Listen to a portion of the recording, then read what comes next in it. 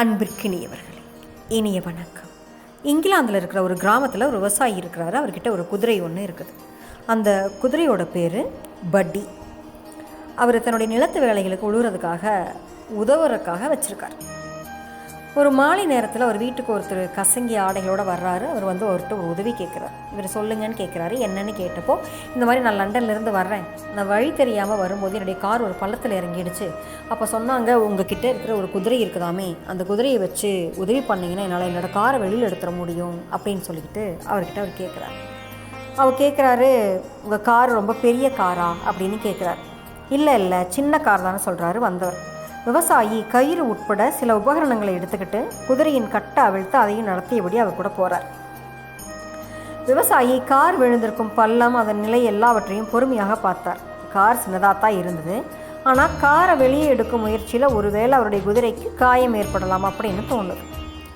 ஒரு கயிற்றை எடுத்து காரில் கட்டி குதிரையோடு இழுப்பதற்கு தோதாக பிணைக்கிறார். கொஞ்ச நேரம் எதுவும் செய்யாமல் அப்படியே நிற்கிறாரு. பிறகு, எங்கடா கேசி, இழு பார்ப்போம் அப்படின்னு சத்தமாக குரல் கொடுக்குறார். குதிரை அசையாமல் நிற்குது. பெய்லி, கிழா ராஜா அப்படின்னு சத்தமாக சொன்னார் விவசாயி. குதிரை நகரவே இல்லை. டேய் மேண்டி, வேகமாக இழு மறுபடியும் உரத்த குரலில் சொல்கிறார். குதிரை ஒரு இன்ச்சு கூட நகரலை. என் செல்லம் பட்டி, நீயும் சேர்த்து இழுடா. அவ்வளோதான். குதிரை கயிற்றை இழுக்க ஆரம்பிச்சது. அடுத்த 5வது நிமிடம் பள்ளத்திலிருந்து மேலே ஏறிடுச்சு அந்த கார்.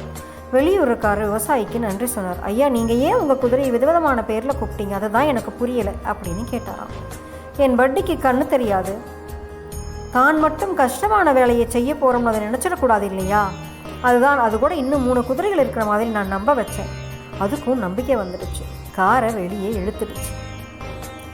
அன்பான வார்த்தைகளை சொல்வதற்கு நாம் எதுவும் செலவழிக்க தேவையில்லைங்க.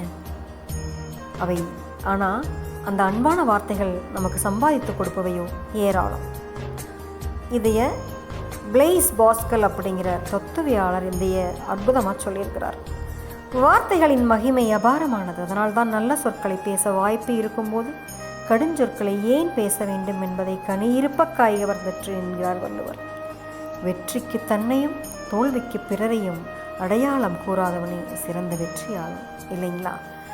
அந்த மாதிரி எல்லா விஷயங்களுக்கும் நாம் தான் பொறுப்பு அப்படிங்கிற ஒரு மைண்ட் செட்டை நம்ம வச்சுக்கிட்டு அன்பான வார்த்தைகளை பேசிட்டு வாழ்க்கையை கடந்து நிம்மதியாக மகிழ்வோடு போவோம், சரிங்களா? நாளை சந்திப்போம் தோழமைகளை. மகிழ்வுடன் விஸ்டம் மெட்ரிக் மேல்நிலைப்பள்ளி செய்யாற்றை வென்றார்.